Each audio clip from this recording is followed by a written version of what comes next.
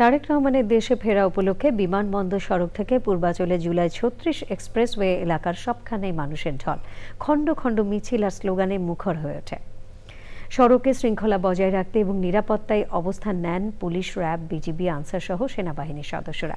তারেক রহমানের প্রত্যাবর্তনের দিনে রাজধানীতে দলের কর্মী সমর্থকদের আবেগপ্রবণ দৃশ্য নিয়ে আরও জানাচ্ছেন মির্জা ইমতিয়াজ।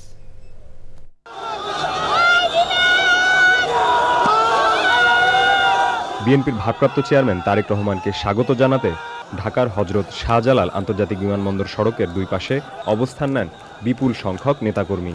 এ সময় বিমানবন্দরের ৮ নম্বর ফটক থেকে রাজধানীর কুড়িল পর্যন্ত সড়কের দুই পাশে আইনশৃঙ্খলা রক্ষাকারী বাহিনীর সদস্যরা অবস্থান নেন।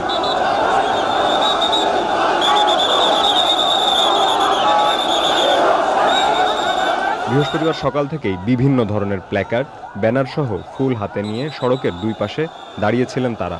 ১৭ বছর পর তারেক রহমানকে দেখেই স্লোগানে উচ্ছ্বসিত হন দলের কর্মী সমর্থকরা।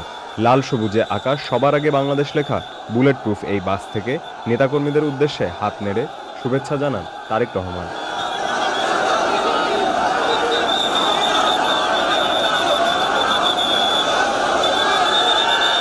আইন শৃঙ্খলা রক্ষার দায়িত্বে নিয়োজিত বাংলাদেশ সেনাবাহিনী, বিজিবি, পুলিশের প্রটোকলে কঠোর নিরাপত্তা বেষ্টনীর মধ্য দিয়ে ধীরে ধীরে এগিয়ে যান পূর্বাচলের জুলাই ৩৬ এক্সপ্রেসওয়েতে প্রস্তুত মঞ্চের অভিমুখে।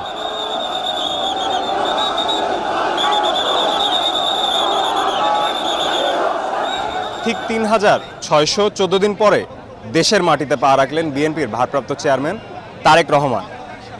এই ১৭ বছরে তার দেওয়া নানা প্রতিশ্রুতি কতটা তিনি বাস্তবায়ন করতে পারবেন সেটিই দেখার বিষয়। Mirza Imtiaz, channel I, Dhaka.